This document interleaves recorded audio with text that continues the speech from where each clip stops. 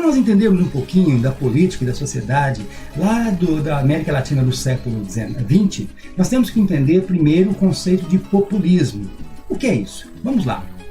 Nós vemos políticos que constantemente apelam, para conseguir o quê? O apoio das massas populares, nem que para isso ele tenha que demonstrar um forte interesse, uma disposição muito grande em resolver os problemas da sociedade naquele momento. Então ele vai utilizar de várias estratégias para isso. Esses políticos utilizarão fortemente o controle dos meios de comunicação, o uso intensivo de propagandas políticas, às vezes até desnecessária, suposto atendimento aos interesses de apoio popular e principalmente discursos demagógicos, populares. Em outras palavras, fazer o povo ouvir o que ele quer ouvir. E nós tivemos no Brasil, no período republicano, muitos populistas. Aqui nós temos alguns exemplos que vai desde lá do Eurico Dutra, Getúlio Vargas, Juscelino Kubitschek, nós tivemos o famoso Jânio Quadros, João Goulart. Mas alguns ficaram mais destacados, como o varguismo, por exemplo, a famosa mãe dos ricos e pai, claro, dos pobres. O peronismo, lá na Argentina e assim por diante. Então isso aí fez com que ficassem governos com base na fala populista. Um outro detalhe também do populismo, que eles demonstram, interesse ao reclamo popular muito forte. Só que nem sempre, na prática, isso acontecia. A maior consequência disso tudo é a influência do estabelecimento de governos ou revolucionários por questões opositórias ou muitas vezes ditatoriais para conter supostas revoluções que surgem no meio desses governos. Existe também ali a questão da política nacionalista. Muitos governos nacionalistas acreditavam sim que o investimento na indústria de base, o que é isso? São as indústrias que dão base às demais indústrias. Por exemplo, uma indústria de aço, ela dá base para a indústria automobilística, faz incrementar o comércio de autopeças, oficina mecânica e assim por diante, mas tudo vem da indústria de base. Então eles acreditavam que fortalecendo o setor industrial, os problemas sociais automaticamente acabariam sendo resolvidos, porque geraria emprego, geraria renda e isso seria o suficiente, O único problema é que para se conseguir isso daí, muitas vezes tinha que ter um profundo controle estatal. E quando se aprofunda o controle estatal, muitas vezes acaba se desembocando para uma verdadeira ditadura. Fatores que contribuíram então para os governos populares, nacionalistas e revolucionários. Dois fatores nós temos que destacar aqui. Primeiro, a crise de 1929. Ela gerou muita insatisfação dentro dos países que adotavam então o liberalismo econômico, o capitalismo. Isso aí naturalmente fez com que outros países que não sofreram tanto com essa crise, que eram socialistas, países que eram nazistas, países que eram fascistas, eles acabassem então tendo um destaque, sempre lembrando que eram regimes totalitaristas, onde o poder era absoluto ali do seu líder. Então tudo isso aí foi um fator que acabou contribuindo para que surgissem esses tipos de governo.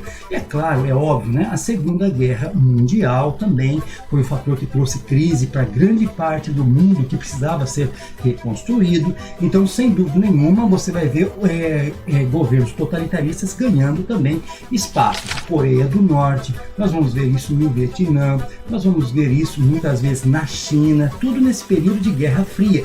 Lembrando que nesse período era a luta da polarização que as superpotências Estados Unidos, capitalista, e União Soviética, socialista, faziam para ter como aliados países que muitas vezes ainda não tinham uma definição muito clara do regime a ser seguido. Foram fatos que fizeram com que a população de muitos países procurasse então uma espécie de salvador da pátria, de Messias, aquele líder que resolveria os problemas imediatos da população, abrindo então sem dúvida nenhuma, caminhos para governantes oportunistas e muitas vezes até corruptos que, com seus discursos muito demagógicos, procuravam ter a opinião pública sempre ao seu favor. Para quê?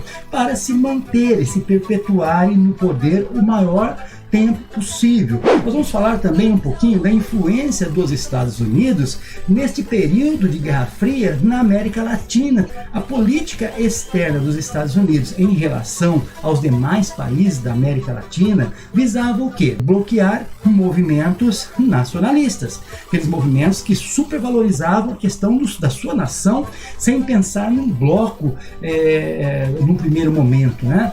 Ou nações revolucionaristas ou revolucionárias, né? Que era uma ameaça aos interesses naquele momento estadunidense, com a expansão principalmente do comunismo por conta da Guerra Fria. Nós vamos ver ali a influência dos Estados Unidos, de certa forma, legitimando muitas vezes uma onda de governos que se levantavam para, de fato, eliminar qualquer foco comunista dentro dos seus países, e com o apoio, claro, dos Estados Unidos, porque era a linha de pensamento capitalista que corria naquele momento durante a Guerra Fria. Aqui, olhando para este mapa, estas setas que aparecem mostram um pouquinho da influência dos Estados Unidos em toda a América Latina, na América Central principalmente, mas não se limitou apenas à América Central. Cuba, até 1898, ela era colônia, na verdade, da Espanha. Por conta disso, ela buscava também, como os demais países da América Latina, a sua liberdade. Mas para isso ela contou com a ajuda dos Estados Unidos a partir de 1898. Realmente, com esta ajuda, ela consegue chegar na sua independência em 1902. No entanto, de certa forma, ela se torna um tanto dependente dos Estados Unidos. Na Constituição de Cuba, e já independente agora, constará a famosa Emenda Platt. Ela dava plenos direitos aos Estados Unidos a intervir na ilha para garantir ali a liberdade, então, por meio desta emenda, da possibilidade de Cuba voltar a ser dependente. Mas nós sabemos que tudo tem o seu preço. Embora Cuba passe a se tornar um importante centro turístico e fornecedora de produtos agrícolas, né, principalmente para os Estados Unidos, ela passa também, consequentemente, a sofrer muitas influências dos Estados Unidos. Na política, os governantes passaram a ser governantes também influenciados pelos Estados Unidos e passaram a ser ditadores que, de certa forma, exploravam Cuba e não investiam tanto como deveriam investir. Fulgêncio Batista, que foi o último ditador de Cuba, né? Ele era, além de corrupto, ele censurava, ele perseguia os seus opositores políticos. Isso, é claro, atraiu forte oposição contra ele mesmo. E uma das oposições mais fortes, e acabou derrubando ele do poder, foi o grupo de guerrilheiros liderado por Fidel Castro e com uma participação muito importante de Ernesto Che Guevara, né, que era um argentino já comunista, revolucionário, que acaba ali com um grupo muito reduzido, inclusive, de guerrilheiros, mas ele consegue influenciar principalmente os setores da zona rural, apoiar então este movimento contra o ditador. A partir de então nós temos ali a abolição dos latifúndios, ou seja, as terras ali são tiradas dos grandes proprietários, principalmente muitos estadunidenses tinham territórios ali, eles foram tomados literalmente, foram redistribuídos ali para a população rural. Nós temos também a nacionalização das empresas estadunidenses que estavam instaladas ali em Cuba. É óbvio que os Estados Unidos não ia deixar isso barato. E a primeira coisa que faz é o seguinte: ele começa a fazer um boicote econômico, a começar do açúcar. Ela passou a não mais comprar os produtos agrícolas, os produtos que eram vendidos antes para eles. Isso aí vai trazer uma ameaça muito grande econômica para Cuba. Vamos ver muitas tentativas dos Estados Unidos, principalmente, em derrubar o poder dos revolucionários. E nós temos a famosa ali invasão na Baía dos Porcos, né? Uma região ali de Cuba, mas que nesta tentativa nada deu certo, foi um verdadeiro fracasso, aumentando ainda mais a hostilidade entre os dois países. Temos ali então, em 1962, a expulsão de Cuba da OEA, o Comércio Internacional. Esta organização, ela que trabalhava todas as relações internacionais e comerciais entre os países americanos ali. E Cuba é retirada disso. E ela acaba ficando basicamente sem apoio, porque naquele período nós temos que relembrar aqui agora, e é importante, que estava no período da Guerra Fria. Tanto os Estados Unidos quanto a União Soviética, eles tentavam polarizar países, né, e influenciar com as suas ideologias, os Estados Unidos capitalista e a União Soviética socialista. Em 1962, então, depois dessa expulsão, a Cuba, literalmente, ela já está totalmente influenciada, porque ela precisava de apoio de uma dessas duas potências. Como não podia mais contar com os Estados Unidos, ela acabou se tornando, então, um país comunista apoiado pela União Soviética. Por conta de Cuba se tornar comunista, começa-se naturalmente a instalar-se mísseis, né? Isso aí para os Estados Unidos foi visto como uma grande ameaça, principalmente para o sul dos Estados Unidos, porque eram mísseis nucleares. Os Estados Unidos também já tinham instalado 15 mísseis no estilo Júpiter na Turquia, 30 outros mísseis ali na Itália, e tudo isso aí fazia com que se sentissem um ameaçado pelo outro. A crise do míssil se estendeu ainda, mas teve a intervenção do presidente dos Estados Unidos no período, o presidente Kennedy, né? Ele se empenha para conseguir uma solução. Com a intervenção da ONU, a União Soviética aceita então a retirar os mísseis de Cuba, mas mais tarde os Estados Unidos também teve que entrar em acordo na retirada dos seus mísseis. Foi o momento da história da Guerra Fria mais perigoso, porque estivemos literalmente aqui na América Latina à mercê de uma guerra nuclear. E não só isso, né? O evento até hoje é considerado um momento mais tenso, porque a ameaça naquele momento era muito grande. Vamos falar um pouquinho agora, né, da grande preocupação que os Estados Unidos tinham agora com as questões da América Latina, que era a famosa cubanização da América Latina. Mas o que é isso? Os demais países da América Latina, por conta da Guerra Fria, vendo toda aquela situação acontecer com Cuba, Cuba agora se tornou comunista, e é óbvio, né, que ela vai começar também a exercer uma influência comunista na América Latina. No início, então, a Revolução Cubana, ela se identificava muito ali com uma democracia nacionalista, bem liberal, inclusive, né? Mas, como já dissemos, em 1961, então ali Fidel Castro acabou abraçando o comunismo, porque é o que ele tinha para apoiá-lo. Isso poderia acontecer também com outros países. Embora se haja muitos problemas em Cuba, como por exemplo, cerca de 350 mil pessoas fugiram de Cuba só na década de 1960. Hoje, né, existem mais de 2 milhões de exilados que saíram da ilha cubenha, né, e que não podem voltar.